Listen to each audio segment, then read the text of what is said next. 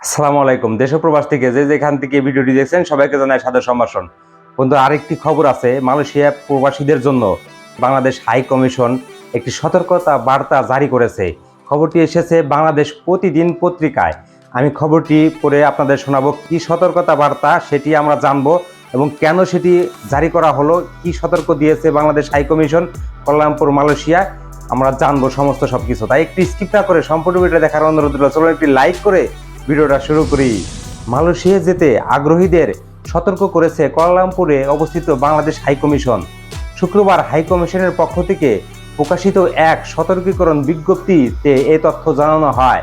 বিজ্ঞপ্তিতে বলা হয়েছে, একটি সংঘবদ্ধ প্রতারক চক্র মালয়েশিয়ার সাবাহ প্রদেশে কর্মী প্রেরণের কথা বলে গবেষণা বাংলাদেশিদের কাছ থেকে পাসপোর্ট ও নগদ অর্থ সংগ্রহ করছে, এমন তথ্য হাইকমিশনের নজরে এসেছে।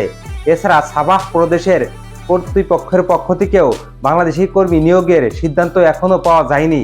এ বিষয়ে সাবাহ প্রদেশের সংশ্লিষ্ট কর্তৃপক্ষের সঙ্গে আলোচনা চলমান রয়েছে। তবে মালয়েশিয়ার সাবাহ প্রদেশে এবং বাংলাদেশ সরকারের মধ্যে আনুষ্ঠানিক কোনো চুক্তি বা সমঝোতা স্মারক স্বাক্ষর না হওয়া পর্যন্ত প্রতারক চক্রের মিথ্যা প্রচারণায় বিভ্রান্ত না হওয়া এবং তাদের সঙ্গে কোনো ধরনের লেনদেন না করার অনুরোধ জানানো হয়েছে। সাবাহ প্রদেশ কর্তৃপক্ষ যদি বাংলাদেশি কর্মী নিয়োগের অনুমতি দেয়, তবে তা বাংলাদেশ হাইকমিশন কুয়ালালামপুরের ওয়েবসাইটের মাধ্যমে সবাইকে অবহিত করা হবে বলে উল্লেখ করেছে বিজ্ঞপ্তিতে।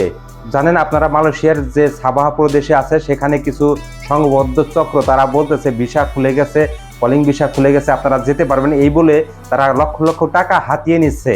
যাতে আপনারা বিভ্রান্তিতে না পড়েন এবং প্রতারক চক্রের হাত থেকে বাঁচতে মালয়েশিয়ার হাইকমিশনের পক্ষ থেকে এক বিজ্ঞপ্তিতে এটি কথা বলা হয়েছে।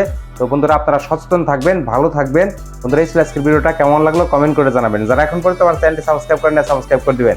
আর যারা অলরেডি সাবস্ক্রাইব করেছেন তাদেরকে অন্তরস্থল থেকে ভালোবাসা। ভালো থাকবেন, সুস্থ থাকবেন। আল্লাহ হাফেজ।